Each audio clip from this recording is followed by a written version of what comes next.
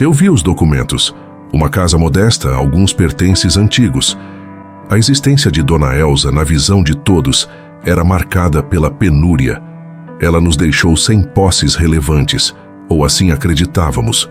Contudo, ao auxiliar na organização final do ambiente, descobri um pequeno baú muito bem camuflado no sótão.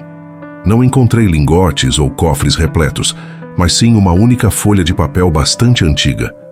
Minhas mãos hesitaram ao desenrolar e absorver a primeira sentença. Aquilo não era um simples registro de bens. Era o desvendamento de um enorme segredo, guardado por anos. O texto não mencionava quantias pequenas. Eu me sinto obrigado a compartilhar como esta vida de simplicidade escondeu uma fortuna incalculável. Pessoal, antes de revelarmos o paradeiro desse dinheiro, peço que você curta, compartilhe este vídeo e se inscreva em nosso canal para acompanhar todas as nossas investigações. Refletindo sobre a decisão de Dona Elsa, que optou pela privação em vez de desfrutar do montante, pergunto a você: se tivesse um segredo financeiro de tal magnitude, você o exporia logo para sua família ou o manteria oculto até o último instante? Deixe sua opinião. Vamos para a história da Dona Elsa e saber o porquê de ter guardado esse segredo por tantos anos. Eu fechei meus olhos por um instante, respirando fundo para absorver a gravidade da pergunta que lancei ao ar. O silêncio na sala depois de toda aquela comoção era ensurdecedor, quebrado apenas pelo meu respirar acelerado. Eu estava novamente diante da mesa, onde jazia a prova física do sacrifício dela: o envelope. Segurei aquele pedaço de papel amarelado, a carta derradeira de Dona Elsa. Não era apenas tinta sobre fibra de celulose, era o peso de uma vida inteira de privação, o resumo da resposta que eu buscava há dias. Eu sentia minhas mãos tremerem, enquanto as pontas dos meus dedos roçavam a textura áspera da folha. O cheiro de guardado e lavanda que emanava daquele papel me atingiu como um soco no estômago, lembrando-me do quão frágil e indefesa ela parecia ser, e o quão incrivelmente poderosa ela era na verdade. Eu deslizei meus olhos, fixando-os na caligrafia hesitante dela, escrita com uma caneta tinteiro antiga.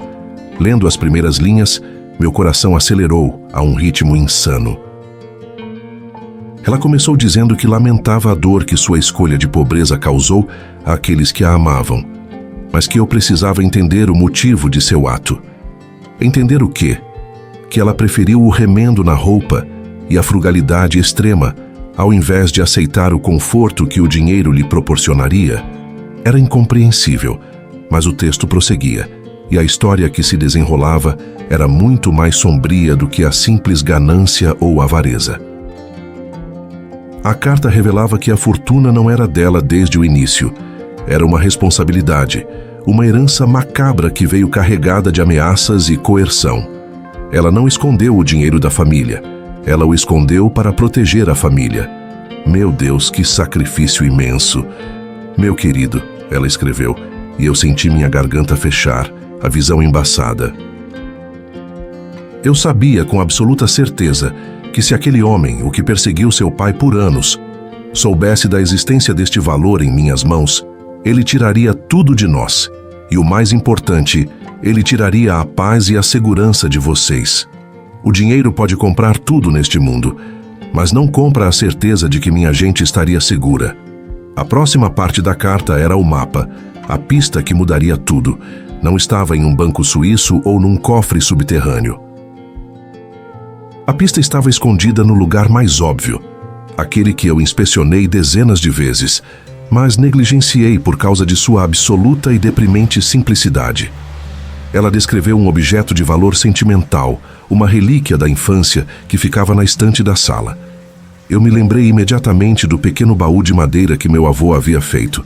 Não era a caixa, Elsa explicou. Era o que estava por trás dela. Eu precisava ir. Agora. A investigação tinha acabado de se tornar a minha missão mais urgente e pessoal. Eu agarrei as chaves do carro, sentindo a descarga de adrenalina. O segredo que a manteve reclusa e pobre estava prestes a ser desvendado por mim, mas meu corpo inteiro gritava que essa busca estava apenas começando. O que mais ela sacrificou para manter esse tesouro enterrado, eu tinha que descobrir. O motor do carro zunia abaixo, mas o ruído ensurdecedor estava na minha cabeça. A cada quilômetro que me afastava da casa de Elsa, a urgência se intensificava, misturada a um medo frio.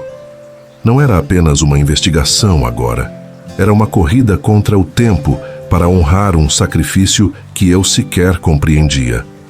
A imagem de sua vida, de sua casa modesta e de seus últimos dias solitários contrastava violentamente com a promessa implícita de uma fortuna gigantesca. Eu precisava saber o que a forçou a essa reclusão, o que justificava tamanha renúncia. Quando cheguei ao pequeno casebre abandonado, o sol já estava baixo, pintando o céu de um laranja pesado, quase ameaçador. A chave girou na fechadura com um gemido enferrujado, e o cheiro de mofo e abandono me atingiu, fazendo meu estômago se revirar. O silêncio daquela casinha gritava a história de uma vida de privações. Eu me dirigi diretamente ao quarto que Elsa havia apontado, localizando o armário embutido que era, na verdade, uma antiga caixa de madeira fixada na parede, usada como despensa. Meu coração martelava contra as costelas enquanto eu examinava a estrutura. Elsa dissera que o segredo estava por trás dela. A caixa era antiga, pregada com parafusos grossos e enferrujados. Eu procurei por frestas ou alavancas, mas não havia nada fácil. Tive que recorrer à força bruta. Com um pé de cabra que encontrei no pequeno porão, comecei a forçar as laterais. O ranger da madeira sob a pressão parecia um lamento, o som da verdade sendo arrancada à força de seu esconderijo centenário.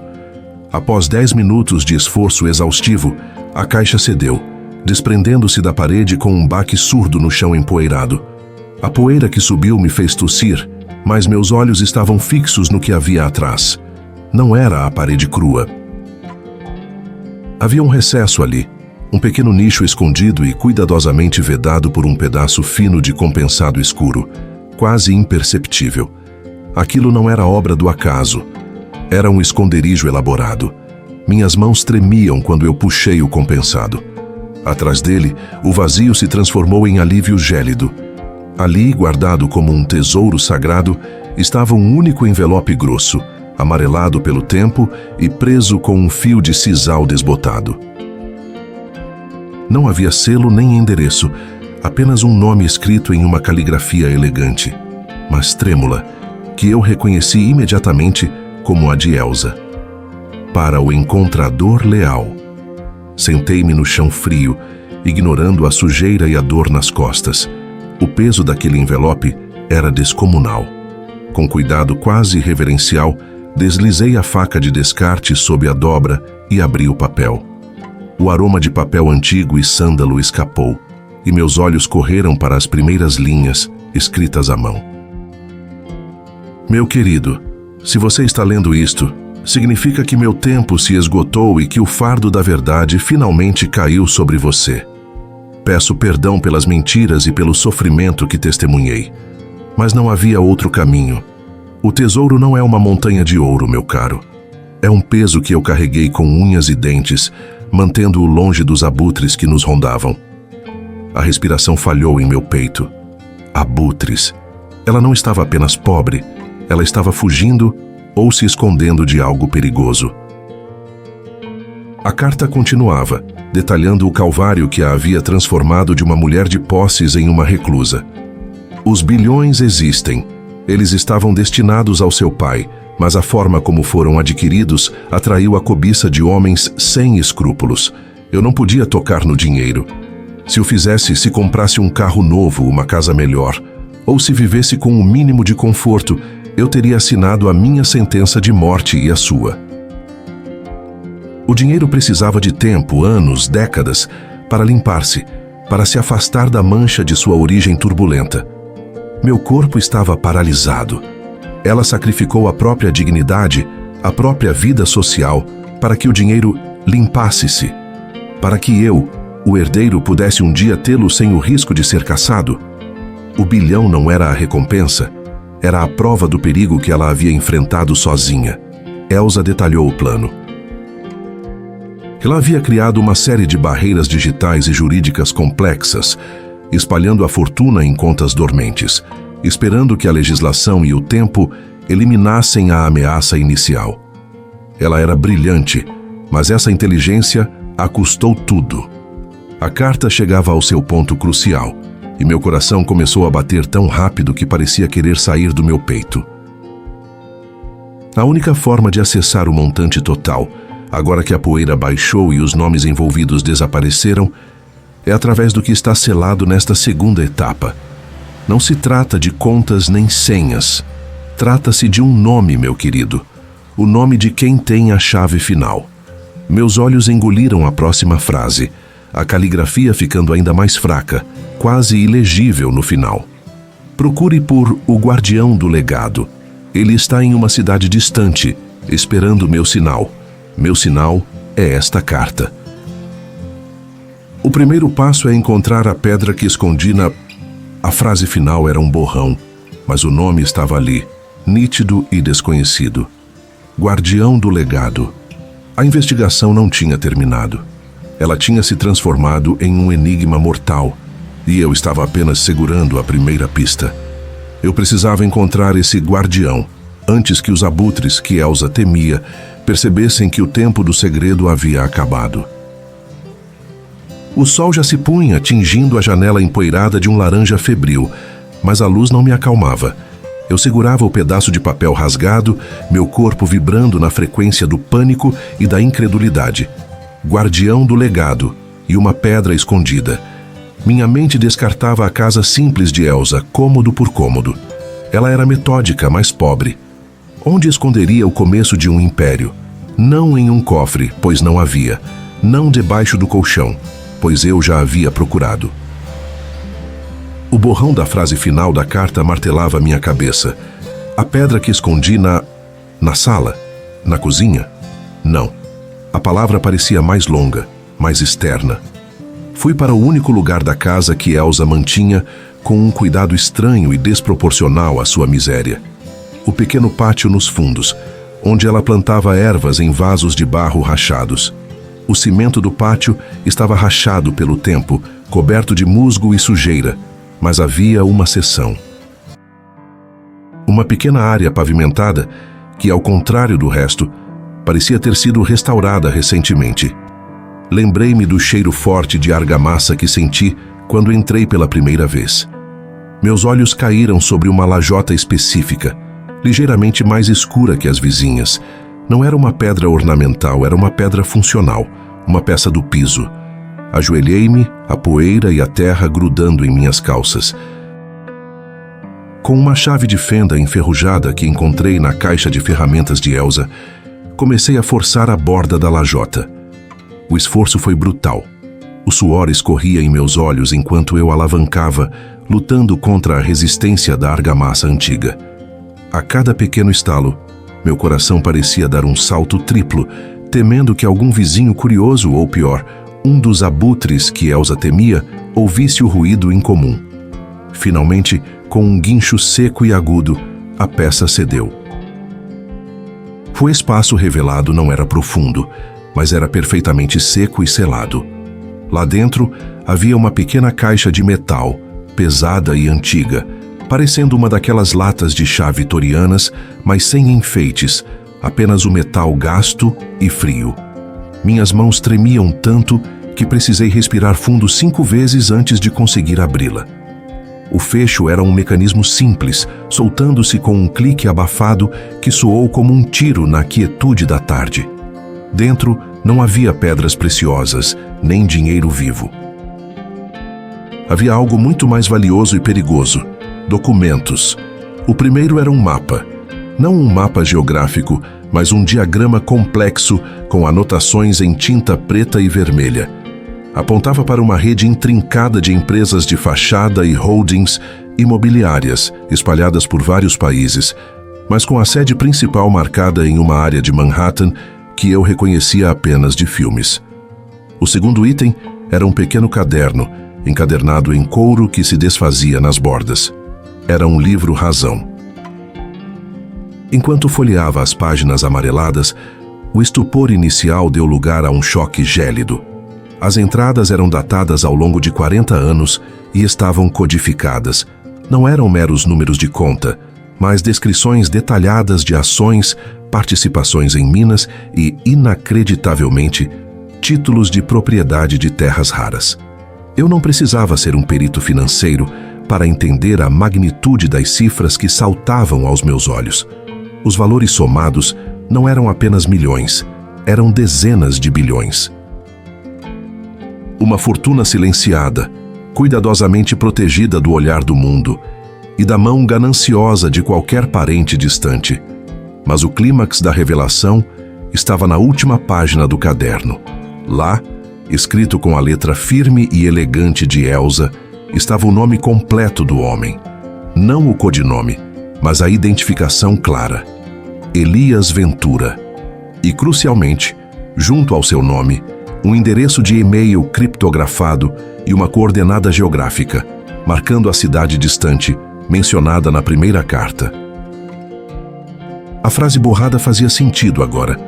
A pedra não era um tesouro, era o esconderijo. E a frase completa era: escondi na lajota do pátio. De repente, a história de Elsa não era mais a história de uma pessoa que morreu pobre. Era a história de alguém que escolheu viver assim para proteger algo imenso. Sua pobreza era uma armadura, sua casa humilde era a última linha de defesa para este império silencioso. Eu olhava para os papéis, sentindo o peso histórico de tudo isso. Elias Ventura, o guardião. Ele estava esperando meu sinal. Eu tinha o mapa, eu tinha o livro Razão e, mais importante, eu tinha o nome. Mas a posse desses documentos me transformou. Eu não era mais apenas o investigador curioso. Eu era o depositário do maior segredo daquela mulher. Se os abutres soubessem que eu tinha a prova, minha vida valeria menos que o papel em minhas mãos. Meu tempo na casa de Elsa tinha acabado. O próximo passo era inevitável, assustador, e estava a milhares de quilômetros de distância. Eu precisava ir até Elias Ventura e entregar o legado. Minha investigação acabava de se tornar uma missão de vida ou morte. Eu dobrei os documentos com o máximo de cuidado e os guardei sob minha camisa. Era hora de deixar o silêncio do pátio de Elsa e entrar no barulho e no perigo do mundo dela. O peso sob a minha camisa não era apenas de papéis, era de um futuro desconhecido, um mapa que eu temia desdobrar. Deixar a casa de Elsa foi como escapar de um mausoléu. Cada quilômetro percorrido, cada rua cruzada, me lembrava da fragilidade da minha posição. Eu era o único elo entre uma mulher esquecida e um império financeiro. E se os abutres, que ela mencionou na carta, soubessem da minha existência, eu seria varrido do mapa. A viagem foi longa, uma tortura silenciosa. Eu não conseguia dormir. Em todo o aeroporto, em toda a escala, eu sentia olhares perfurando a minha pele. Minha mente criou sombras em cada canto. Eu me tornei paranoico, revistando o quarto do hotel, checando fechaduras. Eu me sentia o protagonista de um thriller que eu nunca pedi para estrelar. O cheiro da pobreza e do mofo de Elsa ainda estava nas minhas roupas, misturado agora com o odor metálico do medo. Cheguei à cidade fria e cinzenta que servia de base para Elias Ventura. O endereço não era de uma cobertura luxuosa ou de um complexo empresarial imponente. Era de um prédio de escritórios discreto, quase anônimo, em uma rua secundária. Isso me intrigou. Bilhões deveriam gritar, mas esse dinheiro sussurrava em códigos. Na porta de aço polida não havia identificação. Eu respirei fundo e, lembrando-me da última frase cifrada de Elsa, usei o código. Eu vim entregar o silêncio de Elsa. A porta se abriu com um clique seco, revelando um segurança robusto e silencioso que mal piscou. Ele me conduziu por corredores austeros até uma sala no último andar. Elias Ventura estava lá, exatamente onde eu esperava que estivesse. Mas ele não era o monstro de Wall Street que eu tinha imaginado. Ele era um homem em um terno perfeitamente cortado, mas com o rosto cansado, marcado não por noites de festa, mas pelo estresse prolongado. Os olhos dele eram os de alguém que guardava um segredo pesado há tempo demais. Ele não se levantou imediatamente, apenas gesticulou para que eu sentasse. O silêncio opressor da sala era interrompido apenas pelo som do ar-condicionado. Eu deslizei a pasta de documentos pelo mármore frio da mesa. "Ela se foi, Elias", eu disse, e minha voz saiu embargada, mais rouca do que eu esperava. Ele pegou a pasta, mas em vez de abri-la imediatamente, ele me encarou, analisando a minha alma. "Você viu a casa dela", ele afirmou sem questionar. Era uma acusação e uma absolvição em uma só frase. "Você viu o preço". Então ele abriu a pasta. Seus olhos percorreram as páginas, os recibos antigos, a letra tremida de Elsa. Ele não demonstrou surpresa com os números. Demonstrou uma dor profunda, como se revivesse um luto recente. "Eu preciso que você entenda, garoto", ele começou, a voz baixa e grave. "Elsa não morreu pobre. Ela escolheu viver na miséria absoluta, para que o dinheiro pudesse sobreviver." Eu inclinei a cabeça, confuso. Bilhões estavam ali. Por que o sacrifício? Elias me explicou a rede.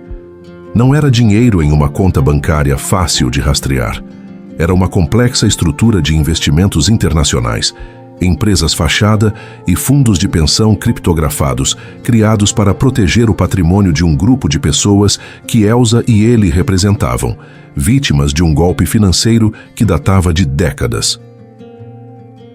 Se Elsa tivesse sacado um único centavo daquela fortuna para si mesma, o rastro de papel seria descoberto, e os verdadeiros ladrões, poderosos e ainda ativos, teriam confiscado o todo. A pobreza dela era a melhor apólice de seguro do mundo.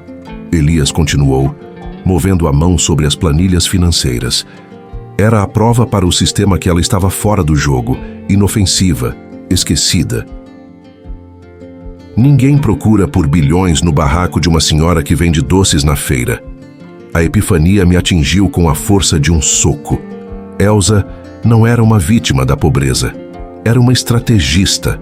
Ela se sacrificou completamente, vivendo uma vida de privação extrema, apenas para que o legado e o dinheiro dos inocentes estivesse seguro e esperando o momento certo para ser liberado. Elias finalmente puxou um documento selado e o empurrou para mim. Este era o plano final dela. A carta que você encontrou foi o gatilho, mas o testamento real está aqui. Elsa não queria a fortuna para si. Ela apenas garantiu que no momento da sua morte, tudo estaria pronto para ser revertido. Ela honrou o pacto até o fim. Eu olhei para o selo, sentindo que tinha espiado a face de uma grandeza humana que eu nunca encontraria novamente. Meu trabalho estava completo. Eu havia entregado o legado. Eu havia desvendado o mistério. Mas enquanto eu observava Elias Ventura iniciar o processo que finalmente devolveria aquela imensa quantia aos seus legítimos donos, percebi que a verdadeira história não era sobre os bilhões. Era sobre o preço imensurável de uma vida dedicada à integridade. Eu tinha a chave final do enigma em minhas mãos.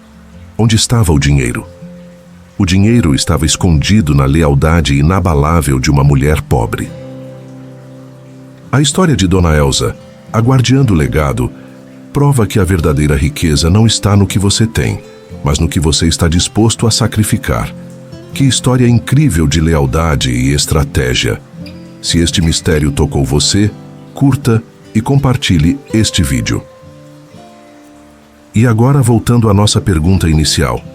Se tivesse um segredo financeiro de tal magnitude, você o exporia logo para sua família ou o manteria oculto até o último instante?